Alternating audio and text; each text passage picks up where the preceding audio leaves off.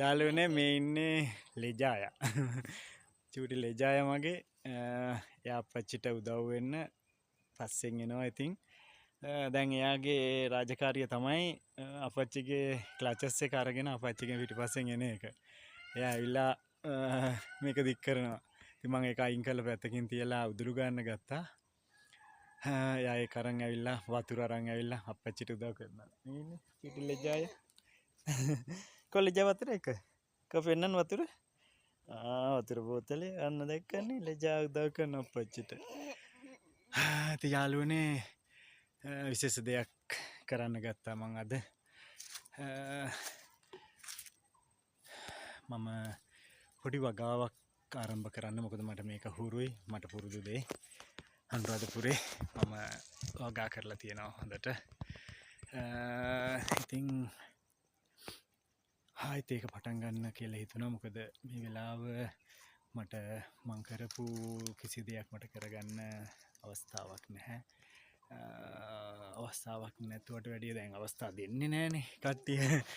ලෙඩෙකුට කියලා ලෙඩෙක්ට ඉතින් කතා කළා වැඩක් දෙන්නේ නැහනේ. ඉතින් ඒ අපේ ඕනම ශේෂ්ත්‍රයක හැටි. ඒකට මම දොස් කියන්නේ නැහැ. කමක් නැහැ. ඊළඟ ස්ටෙප් එකට මම ලෑස්ති වෙන්න ඕනේ. ඉතින් MRI එක කරලා දුන්නා තුෂාරි කෝරළගේ මහත්මිය. බොහොම ස්තුතියි, ගොඩාක් පිං එතුමියට. ඒ වගේම ඩොක්ටර් උපුල් ප්‍රනාන්දු මට මේ වෙලාවේ ප්‍රතිකාර කරන ඩොක්ටර් උපුල් ප්‍රනාන්දුට ගොඩාක් අනේක වාරයක් පිං කියලා කියනවා.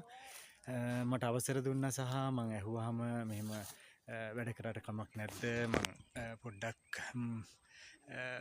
මේ වගේ දේවල් කරාට කමක් නැද්ද කියලා. ඉතින් ඔහු කියන්නේ ශක්තිය තියෙනවා නම් තමන්ට පුළුවන් දේවල් කරාට කමක් නැහැ පරිස්සමෙන්.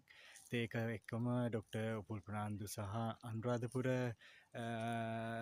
ඉස්පිරිතාලේ ඩොක්ටර් තරිඳු බොහොමත්ම ස්තුතියි, බොහොම පිං කියලා කියනවා. ඉතින් මම සුද්ධ කරගෙන යනවා. පොඩි වගාවක් ආරම්භ කරන්න යන්නේ.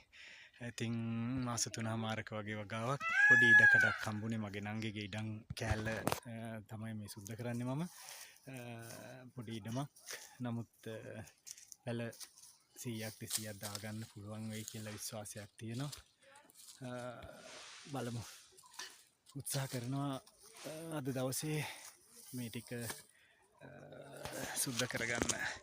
ඉතින් ඊළඟ ස්ටෙප් එකට මම ලෑස්ති වෙන්න ඕනේ. ඉතින් ඒකට තමයි මම මේ වෙලාවේ මේ පියවර